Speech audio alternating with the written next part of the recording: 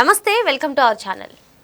అమరావతి మహిళలపైన అనుచిత వ్యాఖ్యలు చేసినందుకు గాను కృష్ణంరాజు గారిని అరెస్ట్ చేయడం జరిగింది. ఆ తర్వాత రిమాండ్ కూడా విధించారు. మరి ఆయన బెయిల్ పిటిషన్ను కూడా హైకోర్టు తిరస్కరించింది. ఇప్పుడు పోలీస్ కస్టడీలో ఆయన చెప్పినటువంటి ఆన్సర్స్ని ఏ విధంగా చూడాలి తెలుసుకునే ప్రయత్నం చేద్దాం. దీన్ని విశ్లేషించడానికి మనతో పాటుగా ఉన్నారు సీనియర్ పొలిటికల్ అనలిస్ట్ కొత్త రవీంద్రబాబు గారు. నమస్తే సార్. నమస్తే.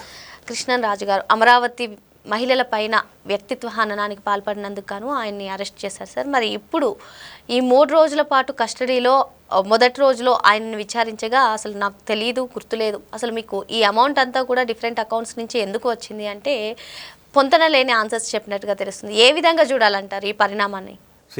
కృష్ణంరాజు అని చెప్పబడుతున్న ఎడిటర్స్ అసోసియేషన్కి ఆయన ఏదో ఒక ఆర్గనైజ్డ్ పదవి ఏదో ఉంది.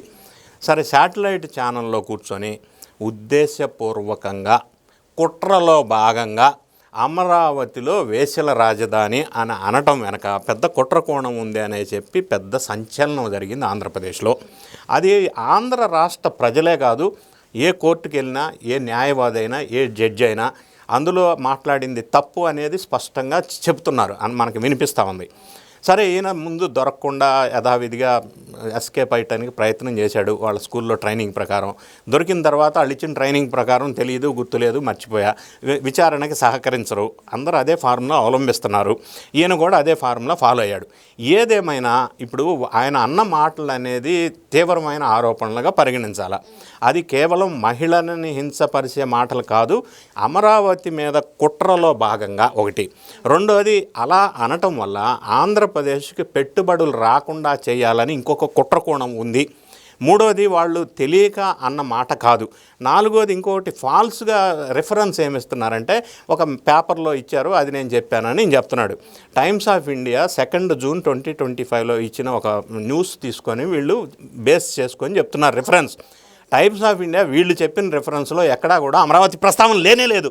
ప్రాసిక్యూషన్లో కర్ణాటక ఫస్ట్, తర్వాత 2nd ప్లేస్లో ఆంధ్రప్రదేశ్ ఉంది అని అన్నారు. అది కదా అక్కడ మ్యాటర్ ఉంది.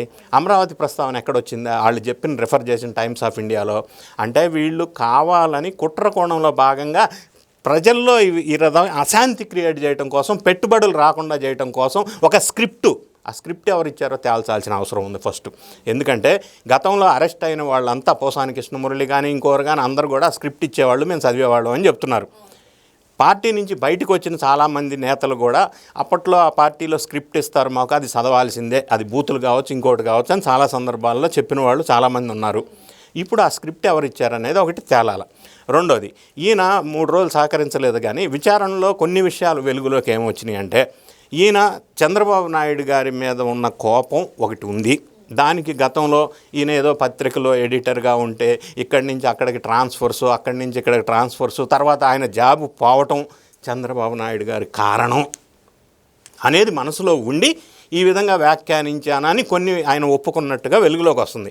చంద్రబాబు నాయుడు గారి లాంటి వ్యక్తికి ఇటువంటి చిన్న చిన్న వ్యక్తుల మీద జాబులు తీసేసి ట్రాన్స్ఫర్ చేసే అంత కాన్సన్ట్రేషన్ ఆయనకి ఎందుకు ఉంటుందని వీళ్ళు అనుకుంటున్నారు.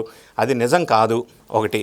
రెండోది, వీళ్ళు పేమెంట్ తీసుకొని కుట్రలో భాగంగా స్క్రిప్ట్ ప్రకారం మాట్లాడారు, అది క్లియర్గా అర్థమవుతుంది. మూడో విషయం వెలుగులోకి వచ్చిన అంశం ఏంటి, ఈయన అకౌంట్లోకి రకరకాల రూపంలో మనీ వచ్చి డిపాజిట్స్ అన్నీ టెక్నికల్ ఎవిడెన్సెస్ ఉన్నాయి.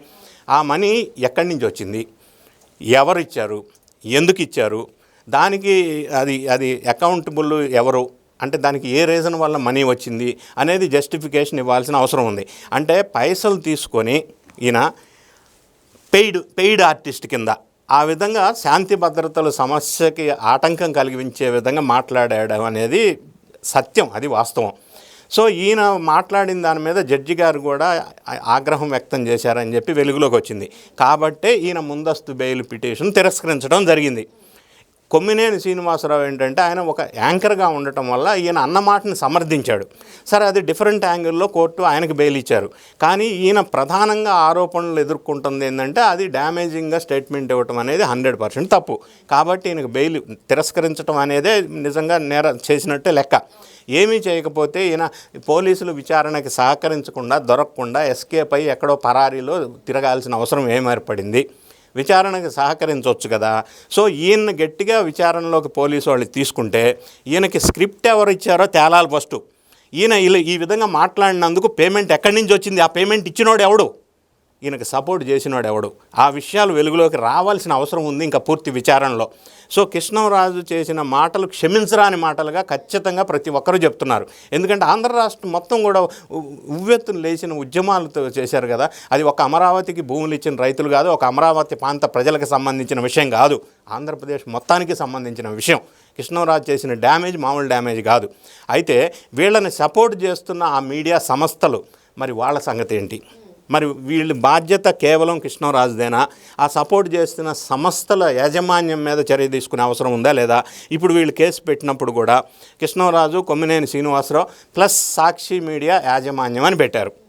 యాజమాన్యం మీద మరి వాళ్ళ మీద కూడా చర్యలు తీసుకోవాల్సిన అవసరం ఉంది ఫర్దర్గా. ఇంకా ఆ యాంగిల్లో పోలీసు వాళ్ళు ముందుకు వెళ్ళలేదు, అది కూడా వెళ్ళాల్సిన అవసరం ఖచ్చితంగా ఉంది. మరి ఈ వ్యవహారం ఏముందో సార్, దీనిపైన సాక్షి మీడియా హైకోర్టులో పిటిషన్ వేశారు. మరి పోలీసులను తదుపరి చర్యలు తీసుకోవద్దని చెప్పి హైకోర్టు కూడా చెప్పడం జరిగింది. ఏం జరగబోతుందంట? అది టెంపరీ ఇమ్యూనిటీ రిలీఫ్ ఇచ్చారు సాక్షి మీడియాకి, అది పర్మనెంట్ రిలీఫ్ కాదు. నెంబర్ 1.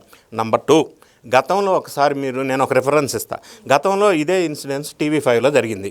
మరి అక్కడ TV5లో ఉన్న యాంకరో లేకపోతే TV5 ఎంప్లాయోతో పాటుగా TV5 యాజమాన్యం మీద చర్య తీసుకున్నారా లేదా?